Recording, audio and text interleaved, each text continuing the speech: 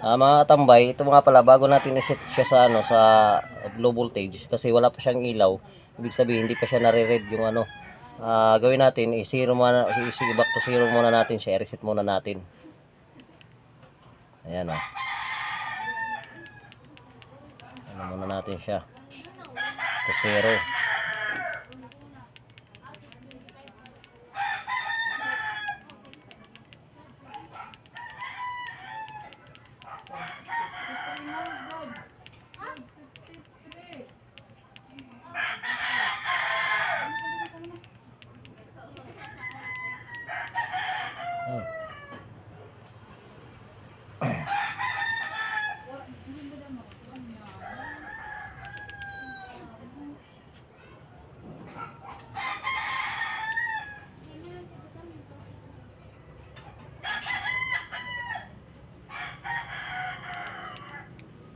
Yun.